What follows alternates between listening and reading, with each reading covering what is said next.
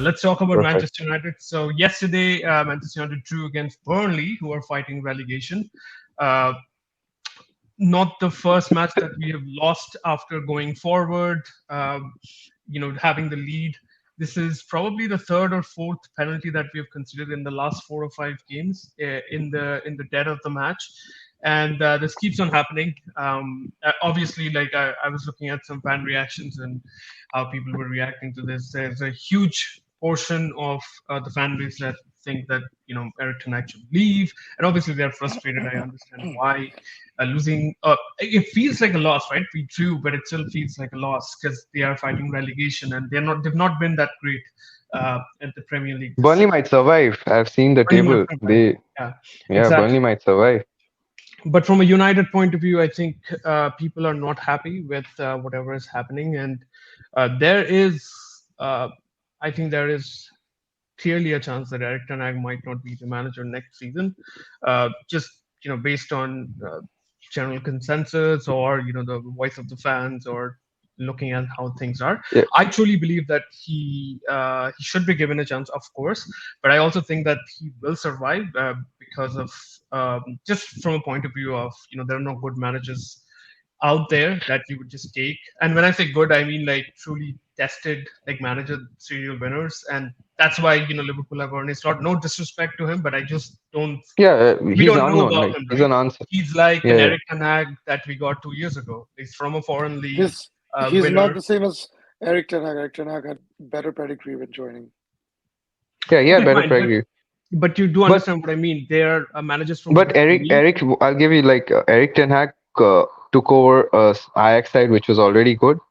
Feyenoord's net spending, the most expensive player they have is their centre back, who's of 23 million pounds, and he's spent about 50 million in all players in his I Feyenoord don't. did and still won I the don't league. really think. I don't really think that matters because again, it's the Yeah, but touch. I'm not The saying, but moment you come that's to the why. Premier League, I think you Yeah, it's will a start different ball spending. game. It's a different Yeah, ball it's a game different ball completely. game. But like just looking at where he's coming from and his pedigree, like Yeah, whatever he's done Eric so Ten Hag far, definitely had more pedigree because he had played in the semi-final of a Champions League with and he's Ajax. So struggling in year two. Regardless whether you think it's his fault or whatever, that's your opinion. But he's struggling. So what I mean by that is that managers need time, like I said in the previous section, and I also feel like with Erik Ten Hag, I think if he loses his job, he gets a half decent, like even like a really good decent job afterwards after United. It'll either be like with PSG or In something Italian league. wherever, and it's going to be with a good team. It's going to be like for a title challenging team, maybe not in the Premier League but somewhere else. So I don't see the point of sacking the manager right now. Also, I think there's But a I'll ask you really, something. let me just Why cover people? up these Yeah, three sure, sure. points. So the first one is definitely based on no managers out there in the market right now. I think getting rid of Erik Ten Hag would be a problematic thing for United to get a good replacement in. The second thing would be there is a release clause, I think, with Erik Ten Hag's firing clause. So if he gets fired, we have to pay Okay. 13 or 14. And I think that's a lot of money. We've just seen Arnie Slot being bought by 14 or 15 like that. So he's like No, the most No, expensive. 10. 10, Is it 10 10? million. Okay, whatever it Yeah. is. So it's above 10 and upwards, right? So I think like that's something that we cannot afford at this point because we need to sell a lot of players as well. And that's going to take a lot of time. So getting rid of a manager at the time where you know that you need to trim your, I was just going to say trim the grass, trim your squad. Thank you, Manscaped. But they're not the sponsors of the show, by the way. But yeah, so they need to trim the squad as well. So, God. with that, I don't think it's a good idea to get rid of Ten Hag. And finally, the third point is this: like the next season is going to be Erik Ten Hag's final season in his contract. So even if I think Oh, that really? Yeah, Was it a 3-year deal? yes. So if even if Erik Ten Hag is not the answer to all to United getting back to their favorable space, that is challenging for the title or whatever, they still have 1 year to deal with it, right? So we can use the next season as sort of like the litmus test to see whether it's green or blue, whether he stays, whether he can change the squad, whether he can actually have a style of play, and all that things that everybody expects from Erik Ten Hag as a United fan. And and yeah, in that case, like you don't have to pay any release clause or whatever the money is associated with it, and you can just replace him. And I also think like next season being the season under Ineos with a new management with the new technical director, new head of football. I don't know if that's going to happen. I think he's still on gardening leave. I would love to see how the garden is, but nobody knows. That's probably going to be next to next year. But we have a new CEO as well. So with the new administration, I think uh, I'm speculating, and I'm obviously a United fan, so I have red tinted glasses. But I think even with the same manager, we will perform better than this season, next season, if Erik Ten Hag stays. So it's definitely something that we should wait on and see how it works out. Because firing a manager is very easy, but replacing that person with the right man, having the right team, having everything organized is very difficult. And with Liverpool having a new manager as well, I think, again, I'm speculating here, they won't be as strong as they are this season or they were last season. So you have another team which is not going to be that strong. So it's just going to be City and perhaps Arsenal again because they're only going to get better. Yeah, Arsenal will be there. Arsenal will be there. Right. So there's no point getting rid of Erik Ten Hag because that sort of takes you one season back. So you'll have to start things from scratch again. So those are the reasons why I think Erik Ten Hag should stay. But yeah, what are your thoughts? I'll start with the club. I think you were trying to say something. So, what are your thoughts with Yeah, United's performance, and do you think Erik Ten Hag deserves next season? I don't. I understand your point that changing managers frequently doesn't help the team. I completely agree with it.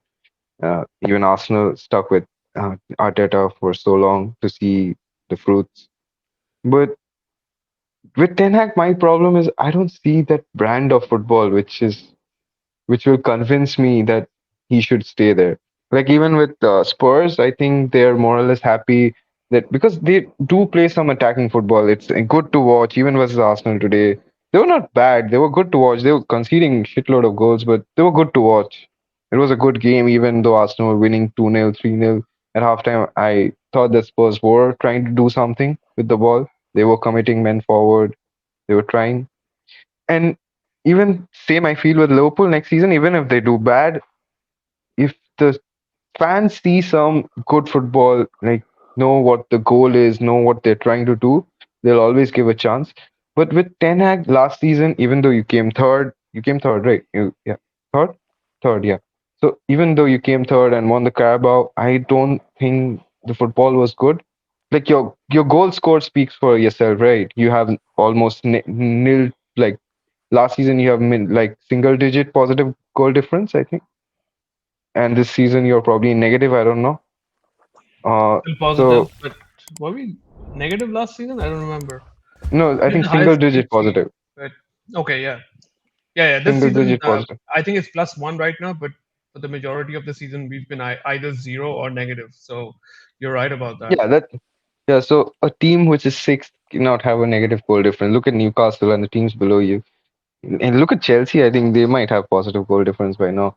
So that's not that's the only thing which is saying that Ten Hag shouldn't be the manager because I'm not seeing the brand of football. But is Like it is it is it on the manager though? Because I think like one of the biggest downfall that we have from last season, and maybe we overachieved last season. I maybe you're right, but at the same point, like the reason why we finished third is because of our defense, was because we did not concede at home at all, and we had the highest clean sheets, and that's something which has changed this season. And one of the reasons I think that has happened, which is quite obvious, is changing the goalkeeper. I mean, I don't hate Andre Onana, but I've seen he's not the shot stopper that De Gea was, and I've seen over the years, like 3 4 years, even like before that, David De Gea had the capability of saving sure shot goals, like out of the blue. Yes, he made a lot of errors when passing the ball or like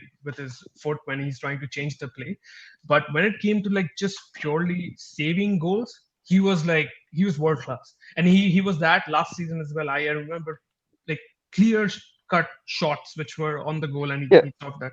And I think Andre Onana has not done it. He's single-handedly ruined our Champions League like run because, and I get it that being a goalkeeper in United it takes time, and we will definitely not sell Onana next season. A goalkeeper cannot be no, switched on. Onana no not been that bad. I think this season he's been okay, Yeah, right? but he's made errors. He's made a lot of errors that maybe De Gea did not make last season, right? So what I'm trying to say is like that is why one of the reasons we have conceded so many goals. That's number one. And secondly, like look at our injury list. It's absolutely pathetic. I mean, I know you guys keep talking about Newcastle, but look at Manchester United from a defensive point of view. Casemiro has been playing centre back for the last three games. It's absolutely shambolic. Like we don't even have like A anyone center other than, defender. yeah, we don't have a single center defender right now except for Harry Maguire, and and and Harry Maguire is actually playing well. He's scored two goals and he's actually playing well. So imagine if he was in a terrible form and we had Casemiro like with him at center back, it would have been absolutely it would have been worse than what it is right now. And I think that's one of the reasons why we've conceded so many goals. And I get the style of play, but I think we've had these conversations before, like when the season was starting, and I think we did talk about this topic that okay, great, you've gotten Andre Onana, which means you can play from the back. But in order to play from the back after Onana, you also need a good center back. You need a good left back who can invert and shuffle the ball around. You can't do that with Harry Maguire. You can't do that with Victor Lindelof. You cannot do that with Johnny Evans. But These are our but three he main had center but he backs. had 2 seasons to change this, right? He had He 2 seasons to change. yeah, but in You this didn't need season, Anthony. That's like you could have spent that Anthony The money anywhere. Kloppite, Yeah. listen, can I just quickly interject here? Do you think we would be anywhere close to what we are doing right now if both Gabriel and Saliba were injured? No, we wouldn't. And probably not going to be in the Yeah. top four. They No, they no, have with lost their. even the last They've season. not played with Varane and Lisandro. Probably, maybe they've played we played it in two out one of three game. games. In Yeah, one there you game. go. Yeah, All I season. understand. Even like what I am trying to say, like when Arteta came in, or I think not the first season, maybe the second season, you were seeing some patterns of football. When Klopp Oh, but came in, you seeing the Gegenpress with Lalana, Milner, and all these random players like Skirtle, Divock Origi. He went to the European. We saw there was a plan, and that plan I'm not able to see from Ten Hag. that plan will That is my never only. happen before you get the players ready. And this, I mean, I'm telling you, this Even season has from been a few write off. games in some But games, if you had but seen the I'm plan. telling you, Martinez and Varane has played for maybe one or two matches in the whole season. What does that tell you? All the center backs after that, they are not used to it. They've played counter-attack football for 10 years. Rashford, we talk about Marcus Rashford, right? When has Marcus Rashford actually played his best game? When is counter-attack football? And and I'm sure you wouldn't be happy looking at United What playing was 10x counter-attack. style in Ajax? I don't know what was 10x style in Well, Ajax. it Wasn't was wasn't like it total football? It was total yeah, football or it counter was attack? total football, but you need to have like you have Frankie De Jong, you have Delit, you have like all of these players from his ex teams, right? You don't have that with United. And I know that we've gotten Christian Eriksen, who has been doing a job there and trying to like filter the balls, but he's not been available. He's been injured as well, and our fullbacks as well. Like I don't think Aaron Van Bissaka really works in the United team, but you have to play him because Luke Shaw has been injured for the whole season and Dalot has been playing on the left back. Uh, so everything like when you look at the final four except for the goalkeeper, like in United, they've been injured throughout the season, and I don't think whether you put Jurgen Klopp, Pep Guardiola, or Mikel Arteta, anybody like you cannot play with that with that style. And Yeah. the other thing that I would like to say also with that is and I don't know what you guys think about Casemiro now, but he's not been having a good Yeah, he's form not the same recently, player, right? whether it's playing in center back or CDM. And I think one of the reasons why that has happened is because again, like the team has changed so much. I mean, you cannot. So last season, Casemiro was a clutch player. He scored so many goals, and I know he got two or three red cards in the Premier League, but he was the main guy, right? So whenever he would have Yeah. a red card, people would say, "Hey, United against United, it's going to be good. Oh, Casemiro is back. It's going to be difficult, right?" So how can a player go from that level to now downward, like absolute crap in the next season? And I think one of the reasons again there is not having players around him who can actually do a job. Yeah, Scott McTominay has become an important player. Yes, he scored a lot of goals, but except for that, he does nothing. So if he scores one goal, but like in the if first, you had you're picking up all these points to defend him, I have a few points which sure, go for it. do like the signing of Anthony, the signing of Mason Mount for these huge money where it's like 130 million. 130 million, you could have got a good left back, you could have got a good right back, you could have addressed a few problems here and there. And like you were the way you wanted to play, you could have got those players in. I feel the money spent is also not being good by Ten Hag. He wanted his Definitely. what I don't know what all players he signed. Sancho was under Ten Hag or previous No, no, no. It was was Solskjaer. I don't think he decides okay. recruitment. Yeah, I maybe think he that's did. the case. I think But he did because he Anthony, I'm sure he did. signed a lot of Anthony, player from Eredivisie, and he's had a lot of influence there. And I think it was just after Solskjaer. So since Solskjaer bought a lot of like English players, I think Ten Hag was given the freedom to buy his players. But the problem is, yeah, Anthony. I think Anthony gets a lot of shit because of his price tag. I mean, if he was bought in 30, 40, people yeah, wouldn't that's care. yeah, that's what I'm saying. So if he was bought at 30, 40, you could have another 40 million to spend on Yeah, someone but else. Ten Hag did not decide the price, right? That's what I'm trying to say. So So don't go for him. no, no, You could no. have So got here's the thing. Here's the thing. So when Anthony was actually bought, I was tuned in. I knew what happened. We were interested in Anthony even before Martinez, right? And yeah, then you at had a that 50 point, million. Yeah, yeah. exactly. And that point, it was 30, 40, or maybe 50. But the reason, and we were still going after Frankie de Jong for God knows for what reason. And we kept on like, not going for Anthony and keep talking about Frankie de Jong till the end of the transfer window. And by the time, we reached out for Anthony, I think Ajax has sold 4 or 5 players. They sold, I think, obviously Martinez was gone, and I think we sold. They sold one to Arsenal as well back then. Or Timber, yeah, I mean, like Timber, Timber came this season. yeah, Timber came Timber this can season, just right? I yeah, think there yeah. was somebody else. So, anyways, the point was like, since Ajax had sold so many players and we got their manager as well, uh, they were not ready to let Anthony go. And the only way we could get Anthony was to pay this enormous, like, weird price Yeah, tag I that understand. I nobody understand. That's deserves. where you should have been smart, probably, and got for But some other that's not Ten alternative. Hag, right? But that's not Ten Hag. I mean, I'm saying that Anthony was Ten Hag's man, but the price tag is not Ten Hag's fault. It's the management, and that's why there's a change in management right now. So obviously, the best thing to do or the logical thing to do would be to give him another season under the new management and see how he Yeah, performs. maybe, Because maybe. But even last season, I always said that United. I didn't enjoy seeing United play, even though they came third. Last season, you had your centre backs fit. You had most of your players almost fit for the most of the season. We didn't see that brand. Even though you came third, I don't think you scored many goals. And we always not as much. had seen that, yeah, seen that United score an odd goal, an odd penalty, and then win the game But somehow. And hasn't that been the case for the last 3 4 years? I mean, I'm just asking you because it's not just last season. That's been there, happening yeah, under so that's why Solskjaer. we wanted to see the change, right? So was it a change after Scotia? That's what I'm Yeah, trying but to change say. is going to take time. I mean, it's not going to happen in 1 or 2 seasons, right? And with Like so I many feel like injuries, even if you come eighth and play, suppose like I don't know how Brighton played last season. If you would have played that way, also, I think fans would have been like, fine, let's give Ten Hag his players.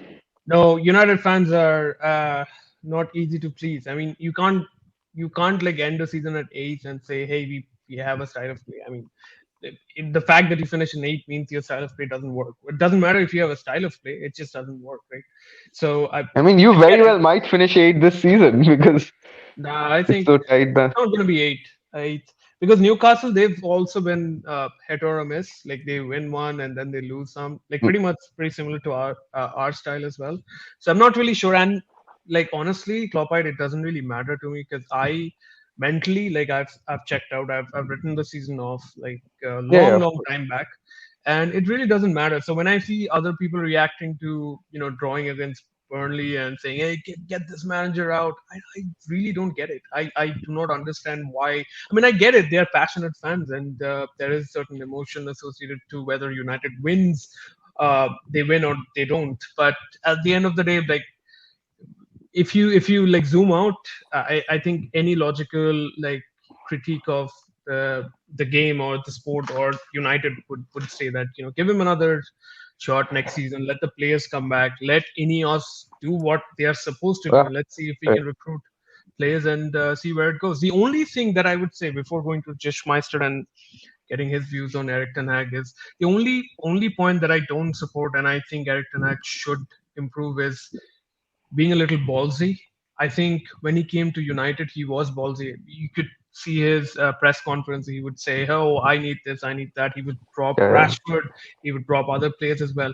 This season, I've not seen that. He's sort of like gone into the Solskjaer kind of thing, where I'll yeah, do whatever yeah, the management tells me to do. I cannot drop Rashford. I'll buy Mason Mount and not play him. So I think these are some of the points that needs to be answered. I don't know why Rashford does not get dropped unless he's injured.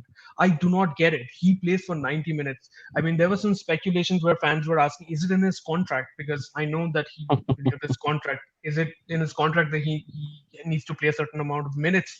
Because he's the highest paid player, yet he's the worst player in United right now, according to this season, just purely based on performance. But he's playing every minute of the game. Whereas Mason Mount, although he's had two or three injuries throughout the season, he does not start. I mean, I've never seen him start. Like after he was injured the first time, I think he's coming back from an injury right now, so it'll be yeah, yeah. That's interesting to why see maybe. Yeah. whether he plays or not. But then, yeah, these are certain things that I want answers from the manager. Like, why are you playing Rashford when he's not playing well, and why is your signing Mason Mount? I mean, when Mason Mount rumor was coming up, I mean, we heard these rumors that Erik Ten Hag is obsessed with Mason Mount. Uh, Yeah, yeah. Jurgen Klopp wanted Mason Mount as well.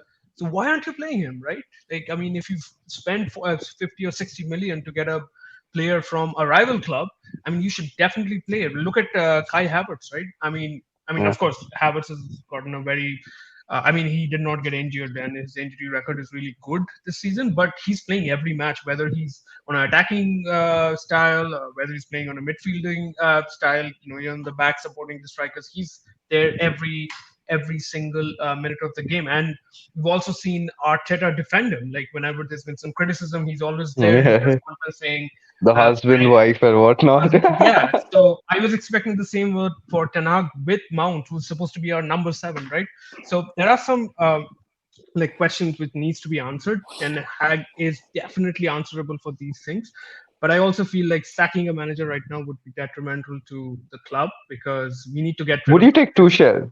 Would you take Tuchel absolutely not any manager. over I Ten Hag? wouldn't take any manager right now. No managers. We need to get these players out and sort out the squad before we change the manager. We cannot go through the same thing that we've been doing it for a decade, changing a manager and having like Deadwood.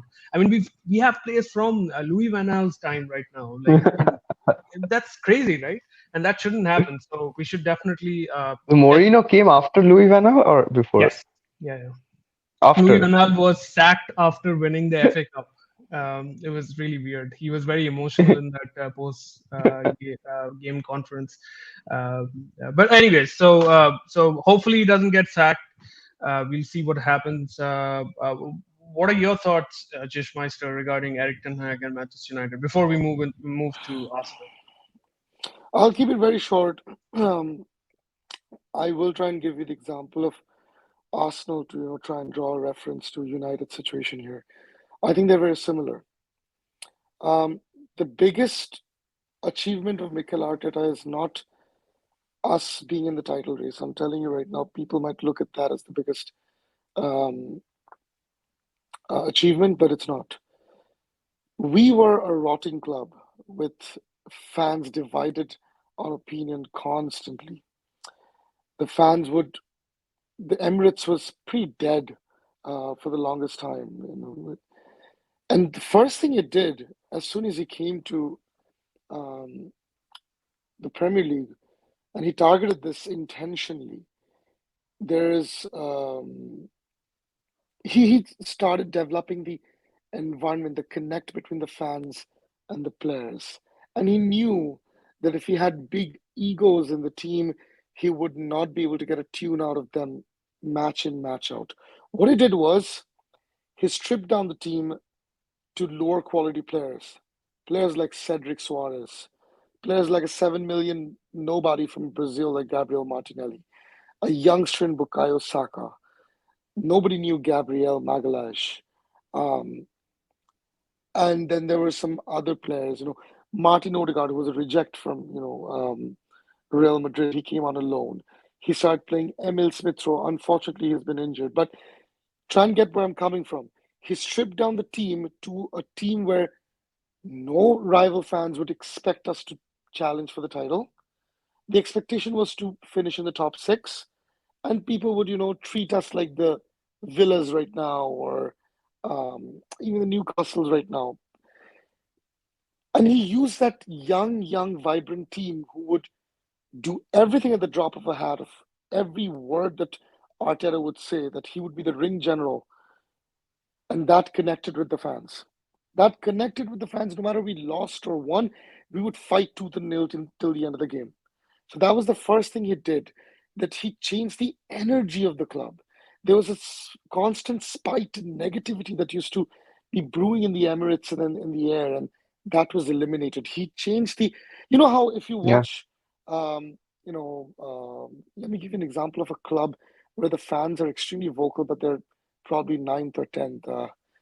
Can you guys give me an example of a club that no matter what? Brentford, Brentford, yes, Fulham, there you go, Brentford. Fulham also like very loud. Yeah, but even more so Brentford. No matter how they play, they fight till the end. You'll see they're fighting till the 93rd minute. Nobody expects them to finish in the top four, but their fans back them, and the Luton. environment is good. Luton as well. Well, that's even a worse example, but you get what I'm trying to say. That's what Arteta did first. And I think that reset is required at Manchester United. I don't know whether any manager, whether it's Ten Hag or somebody else, will get that opportunity or not. I'm telling you, this will go on as a vicious cycle. This will never change.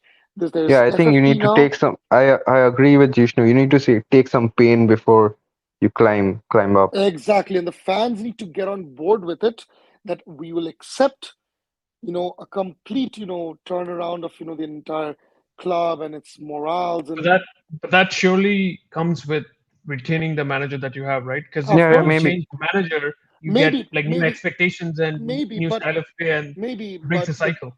there is possibly a chance that Erik Ten Hag himself cannot connect with the fans, or how the culture needs to be reset. Maybe he's not. I'm not saying he's not, but I know that the day Arteta came in, his press conference, and not press conference, his interview, backroom interview, he spoke about these words, and he connected with me and other Gooners, alike from day one, and Yeah, that's what's necessary at I Manchester think United. Jishnu is right in this way. Like this If you need, even when if you need, sorry, let me just land. I'm almost done. Probably need another 30 to 40 seconds. If that means playing the Kobe Miners regularly, listen, here's the thing. Even if you oh, guys, Kobe let's Man say, is their best player, man. I know, okay, and what I'm trying to say is that, let's say they let go of the Rashfords, those big earners, okay?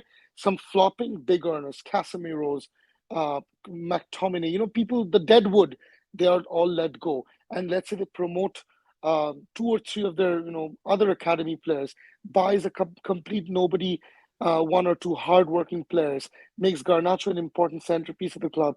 Hoyland, people who are not very flashy, not on big salaries and wages, let them take center Yeah, stage. I'm telling you right now, the Sauls and the other United fans will be more patient with those players, because those are young blood trying to fight every game tooth and nail. They'll see that, and they're like, these are kids. We gotta back them. They're fighting for the badge, and they'll never be able to boo them on the pitch. They won't, because these are not people on high salaries, right?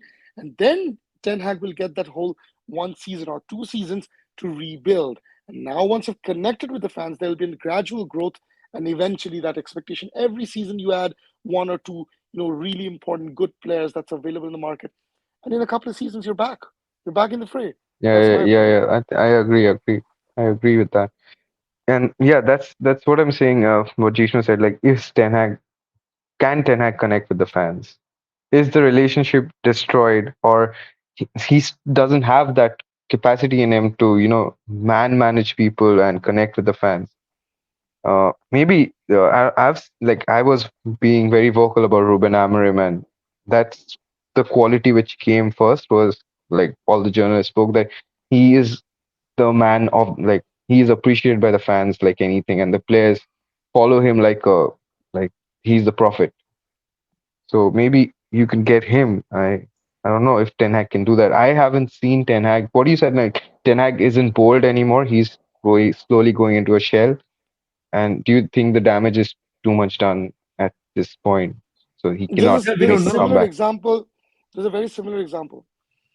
While other fans, Arsenal especially, would probably make fun of Tottenham Hotspurs, but their fans are extremely patient this season. You'll see Yeah, they've yeah. brought in almost nobody's in Udogi, Vicario, Van de Ven, but these players are fighting till the end.